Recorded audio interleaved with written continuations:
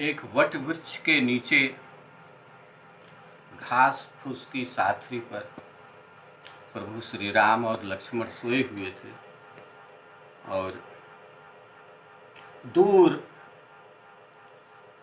धनुष बाण लिए हुए लक्ष्मण जी खड़े थे और उन्हीं के साथ निषाद राज।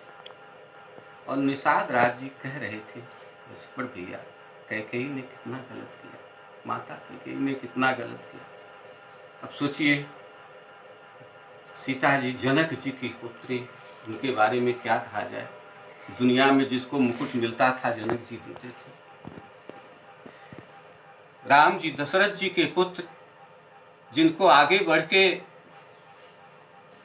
स्वर्ग के अधिपति इंद्र स्वयं और अपने आधे सिंहासन पर बैठाते थे, ऐसे राम और सीता उसकी सैया पर सो रहे हैं। बहुत दुखी हुए निषाद राज।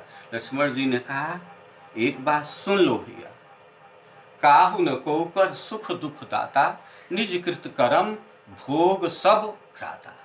सब अपनी अपनी करनी का फल भोग रहे हैं, लेकिन बड़े भाग मानुष तन पावा।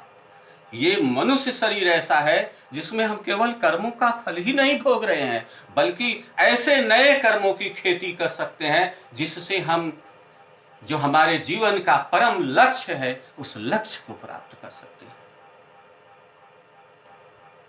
जो योग की चरम सिद्धि है उसको प्राप्त कर सकते हैं। लेकिन शास्त्र कहते हैं कर्मणा बद्धते जंतु, कर्म से जंतु बच जाते हैं। लेकिन जो कर्म सहज ही हमको बांधने वाले हैं, वही कर्म हमारे लिए मुक्ति के प्रदाता बन जाएं। यही कर्मों की कुशलता है और यही योग है। इसी के लिए भगवान श्री कृष्ण अर्जुन से कहते हैं, तस्माद् योगाय युञ्जस्व योगः कर्मसु कौशलम। ये कर्मों की कुशलता क्या है, इसके बारे में स्वामी रामकृष्ण परमहंस जी एक उदाहरण दिया करते थे। कटहल एक सब्जी होती है, कटहल। कटहल किसी को आप काटने को दे दीजिए, अगर वो उसके अंदर कुशलता नहीं है, अगर वो युक्ति को नहीं जानता है, तो वो कटहल काट ही नहीं पाएगा। दूध सारे हाथ में उसके लग जाएगा और काट ही नहीं पाएगा। लेकिन अगर कोई जानकार आदमी है, उससे आप कह देंगे तो वो करेगा क्या कि तुरंत अपने हाथ में सरसों का तेल लगाएगा और फिर उस कटहल को काटेगा। कटहल भी कट जाएगा, उस कटहल का दूध भी उसके हाथ में नहीं लगेगा, क्योंकि उसने तेल लगाया है। तेल माने स्नेह, संस्कृत में कहते हैं। अगर हम भी भगवत स्नेह लगाकर, भगवान का स्नेह लगाकर कर्म करेंगे तो फिर वो कर्मों में लिप्त नहीं होंगे।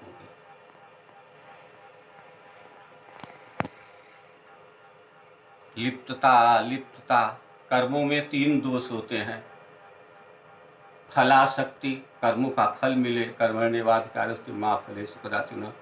फलासक्ति, फिर कर्तृत्व, मैं करता हूँ।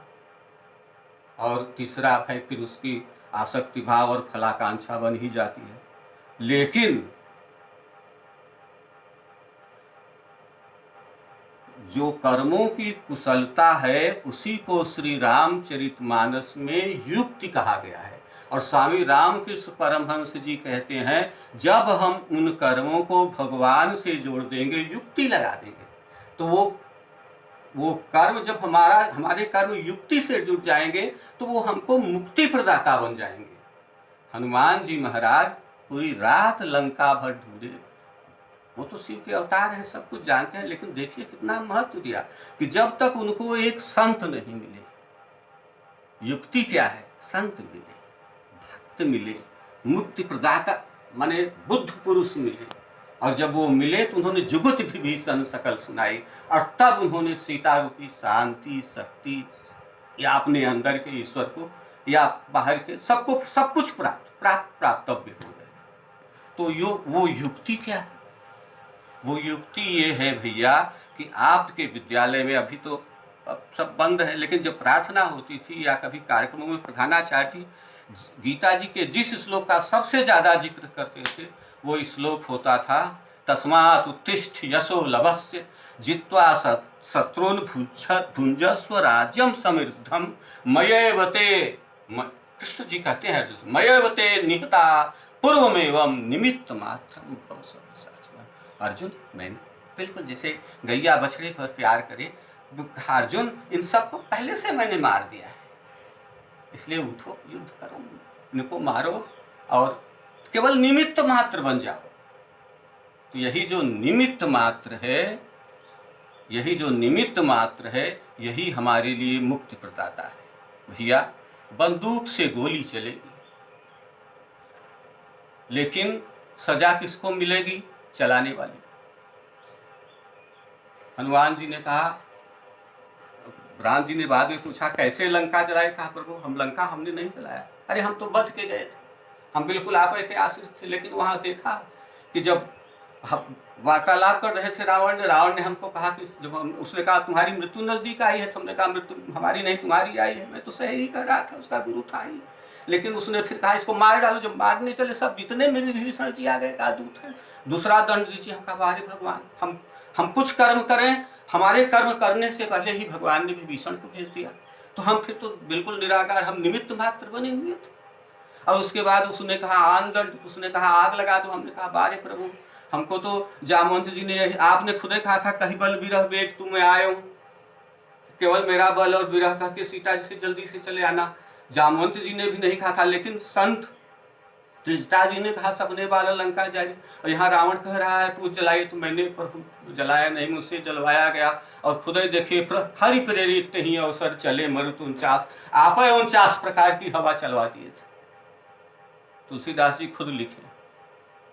तो हम जलाए जलवाए सब आप हैं, किए करवाए सब आप हैं। इसी तरह से जब कर्मों में ऐसी कुशलता आ जाती है कि हमको महसूस होने लगता है हमारे अंदर का जो परमात्मा फिर हमारी बागडोर पकड़ के वो अवर्चनीय। कर्मों में कुछ न कुछ दोष ही होता ही है। कृष्ण काले एक बार भागे जा रहे थे, एक आदमी बैठा हुआ था, कहा आइए हमारे घर में, हमारे हृदय में बैठ जाइए। अरे कहा तुम्हारा हृदय साफ है? कहा साफ नहीं है, बिल्कुल काला है, लेकिन हृदय मेरा काला और आप भी काले काले में छिप जाएंगे। तो कहा ज्यों ज्यों डूबे श्याम रंग त्यों त्यों उज्ज्वल हो। जब हमारा हृदय उस काले के स्नेह में डूबा हुआ होकर कर्म करेगा तो निश्चित रूप से हमसे उजले कर्म ही होंगे, हमसे सत्कर्म ही होंगे। और फिर उसका अब आगे का वर्णन, ज्यों ज्यों बूढ़े श्याम रंग त्यों त्यों उज्ज्वल है। फिर उज्ज्वल प्रकाश ही उसके सामने रहेगा, उसके सामने सुख और शांति ही रहेगी, वो हमेशा निर्भय ही रहेगा, उसे आनंद ही आनंद मिलता रहेगा। प्रभु हमको और आप सबको वही आनंद प्रदान करे। बस यही इसी कामना के साथ भगवान हम आपका मिलन कराएं। बस।